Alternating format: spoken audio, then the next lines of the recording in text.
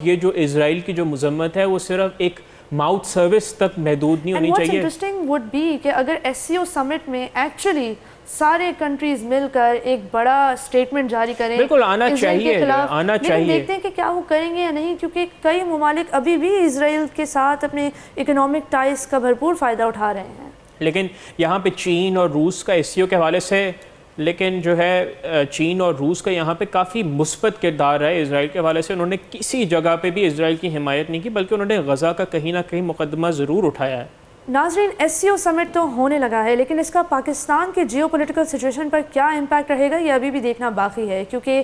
Russia اور China کی اتنی ڈیپ اور امبیڈڈ اکنامک انوالومنٹ پاکستان میں ہونا یقیناً امریکہ کے لیے کسی نہ کسی قسم کا وارننگ سائن تو ہے, اور اس کا پاکستان اور امریکہ کی ریلیشن شپ پر بھی یقیناً بہت زیادہ گہرا اثر پڑے گا, کیونکہ ہم دیکھ رہے ہیں کہ کچھ ریسنٹ ڈیولپمنٹس میں جو گوادر میں بھی ہوئیں کافی زیادہ چیلنج کے طور پہ پاکستان نے اپنی اکنامک سچویشن کو رکھا ہے, اپنی اکنامک سچویشن کو پرائیورٹائز کیا ہے over there relation ship with the United States of America, جو آلریڈی ڈکلائن ہوتی ہوئی ہمیں نظر آ رہی ہے, کنسیڈرنگ دا فیکٹ کہ تمام مسلم ممالک اس وقت بہت زیادہ قریب ہیں ایک گلوبل سارٹ آف بوائیکاٹ کے, کیونکہ اسرائیل کے اقدامات دیکھتے ہوئے ہمیں یہی نظر آتا ہے کہ جس طریقے سے اور جس شدت کے ساتھ امریکہ کانسٹنٹلی ان کو weapons, money, any thing they want supply کر رہا ہے, فراہم کر رہا ہے, اور دو فرنٹس پہ جنگ کو فیسیلیٹیٹ کر رہا ہے. یہ دیکھتے ہوئے لازمی ہمیں یہ سمجھنا چاہیے کہ دنیا کو ایک نیو ورلڈ آرڈر کی ضرورت ہے, ایک ایسے نظام کی ضرورت ہے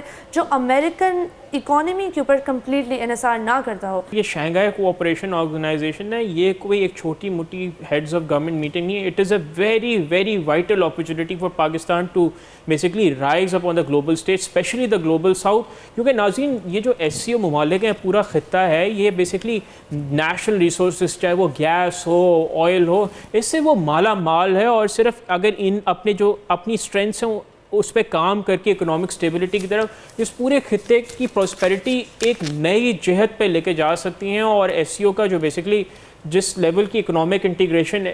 یورپی یونین نے کیا, اور اس نے اس پورے خطے کی تاریخ بدل کے رکھ دی ہے, تو اس وجہ سے مجھے پوری امید ہے کہ اگر ایس سی او انہی لائنز پہ اکنامک انٹیگریشن پہ کام کرے تو اس سے صرف پاکستان ہی نہیں بلکہ تمام 10 ممالک کی پوری جو اکنامک ان کی ڈیولپمنٹ کی جو چین ہے وہ ایک